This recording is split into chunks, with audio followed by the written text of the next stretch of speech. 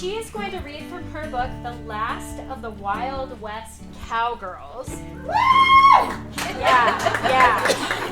It features a woman named Goldie Griffith, who is one of a kind. She boxed, she fenced, she rode bucking broncos in the Buffalo Bill Wild West traveling tent shows, and a newspaper referred to the pretty young bronco buster as a heller in skirts. Whatever heller means. I hope you're going to explain that to us. So, we're going to hear a little bit of this story by Kay, and thank you very much. A friend of mine suggested that I write about Goldie Griffith Cameron, who ended her life here in Nederland. And I had written about her occasionally when I had the newspaper. So I knew who she was, and I thought, okay, maybe I'll start doing some research. So I went down to the Denver Public Library, to the history department, and asked them for what all they had on Goldie Griffith Cameron. Well, they brought out a very thin folder, and I started looking at it, and it was all the stuff I had written. And I said, no, no, I want the good stuff. I want the other stuff. Well, it took me 4 years to gather all of that. It was quite the process. The first big revelation was when I figured out that she had, I had to research her under 4 different names because she had show names. So she was Goldie Smith, Goldie Walters, Goldie Griffith, Goldie Cameron. I think there were a few others in there too. So, you know, and I kept hearing all these stories, more and more stories. And I just thought, there's no way this woman could have done all of these things. But the more research I did, the more, yeah, it's true. She was an amazing person. She kept reinventing herself. She always said, oh, yeah, I could do that. So, I'm gonna start with my prologue. Okay, the divorce records are over there. I had interrupted the 2 young men. One was leaning over the other's shoulder as they looked at a computer screen.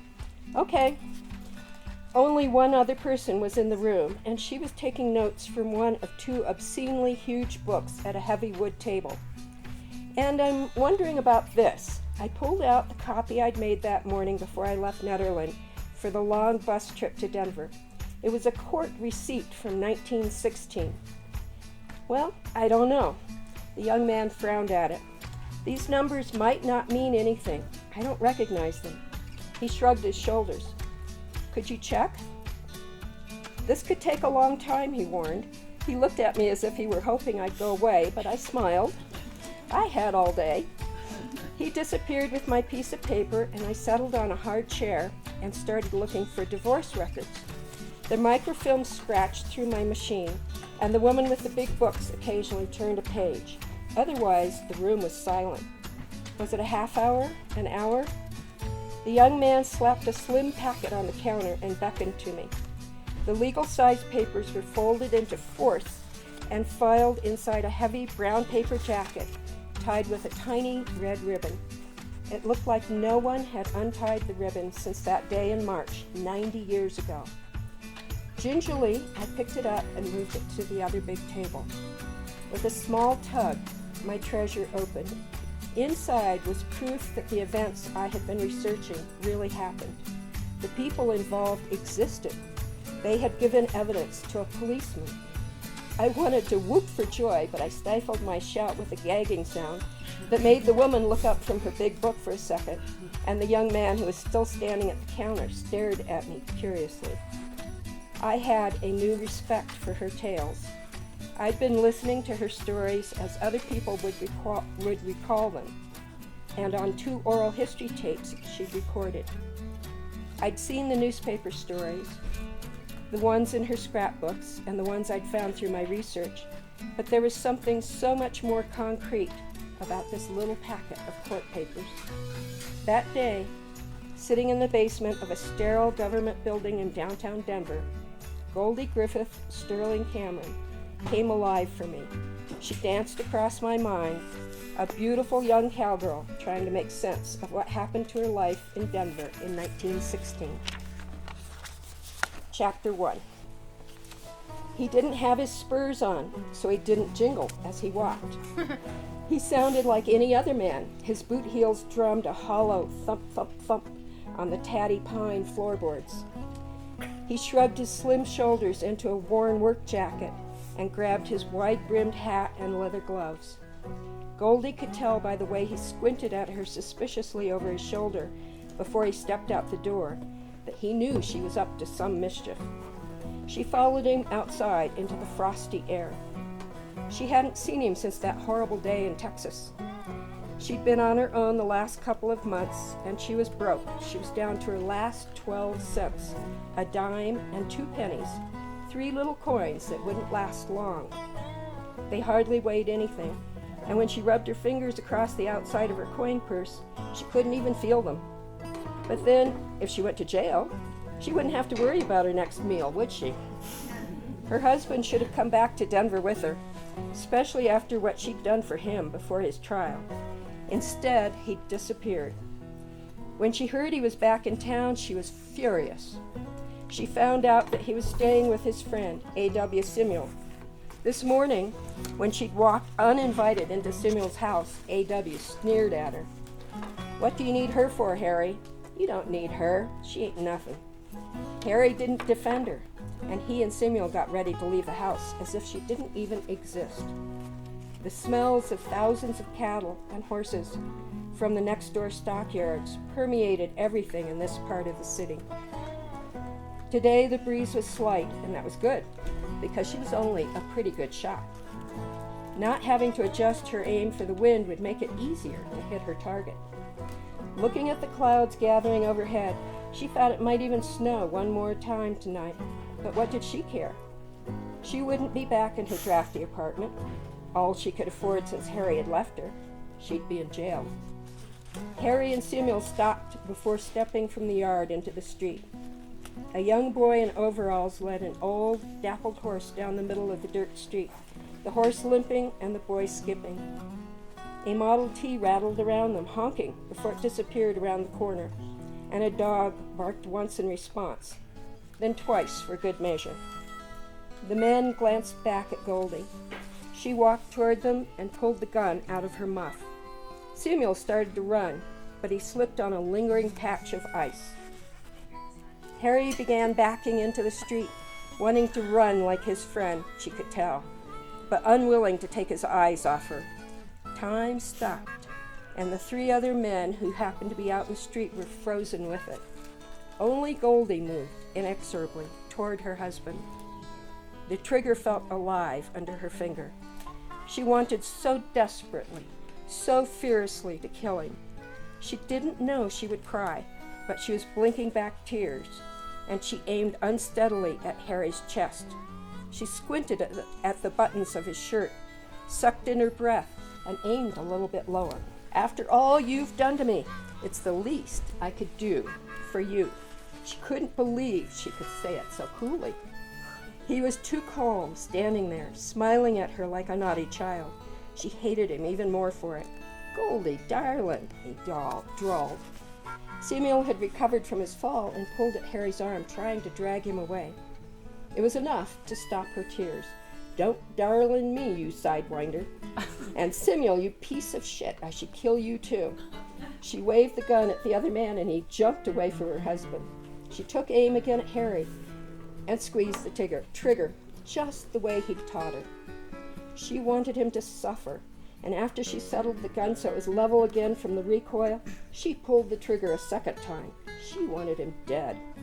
The white cloud that had billowed from the gun with the first shot now totally enveloped her, and it grew impenetrable when she fired again. The last thing she could see was Harry walking away like nothing had happened. She was still aiming at him, and her arm was steady, so she fired again. The acrid smoke was unbearable. It made her eyes gush with more tears, and she started coughing. She could no longer see anything, no buttons, no Harry, not even the gun in her hand, although She could feel her wet cheeks begin to freeze in the cold March air. She was pretty sure she hadn't done the job. If she'd shot him, she would have heard him fall, maybe cry out in pain. But there'd been no other sound since the shots, which still bounced around in the opaque air. She tried waving the smoke away from her stinging eyes. That was it. The smoke. She should have guessed that the ammunition in her gun might have gone bad sitting in her trunk while she waited for Harry to come back. Finally, she could see again. She couldn't make out either a corpse or a writhing body. Damn, he'd slipped away again. It was the story of their life together. Furious, she turned to go back to her apartment. A rough hand grabbed her arm and ordered her to stay put until the police arrived. The thought of the police made her hopeful that she had killed him. Is he dead? She asked anxiously, coughing and spitting up the words through the smoke still caught in her throat. No thanks to you, growled the deep male voice in her ear. Goldie heard other voices and squinted to see who it was through the haze. It was Harry and Samuel. With them were a tall, bearded man in workman's clothes and a man she recognized from the stockyards. Don't you want to call the police? It was the bearded man talking to Harry. Goldie saw Harry look her way, and she held her breath. No, sir, I don't. But mister, she just shot at you, don't you think? The smoke had evaporated into the few trees, and Goldie could hear the mounted policeman galloping down the street toward the fracas. He probably heard the shots at the stockyards. Shit! Ladies in Denver in 1916 didn't say words like that, but it happened to be the perfect word to express her feelings. Besides, she was no lady. She tried to shake off the man who was gripping her arm. Don't worry about him, he's just a slippery old snake, she muttered. But the man wouldn't let go. In fact, his hold on her arm tightened, and he looked down at her with such distaste she almost felt like laughing. It had felt so good to aim the gun at her husband and fire. She was so tired of his tomfoolery. He was such a low-down, lying, good-for-nothing. She couldn't think of a word vile enough to describe him. And the sooner she got him out of her life, the better. The only good thing in their 3-year marriage was the wedding. But no matter how many times she pulled out her scrapbook to look at the newspaper stories of that grand day in Madison Square Garden, it didn't change the rest. Officer Art Wachter slid off the handsome bay with the white stripe that zigzagged from ear to nose. The officer dropped the reins and ran toward her. Lightning was trained to stand still when his reins were on the ground, and Goldie admired both the horse and the 6-foot-tall man who stopped first to speak to Harry. She strained to hear what they were saying, but she couldn't make it out. But she trusted Art to get it worked out. As Art walked over to her, he shook his head. You'll have to come with me to the jail, Goldie. It looks like you've really done it this time. I'm going to have to charge you with assault to kill. Art sounded reluctant, but he added, there's witnesses. And that's what they said happened. Goldie just shook her head. The man who had hold of her arm gave Art her gun, which he had twisted out of her hand, but he didn't want to let her go. He obviously didn't know who she was. But that would change when the newspaper people came to interview her. This time, the whole world will know what a skunk you are, Harry. I can promise you that. So I think that I'm at the end of what I can read, so you're just going to have to find out on your own. That was awesome.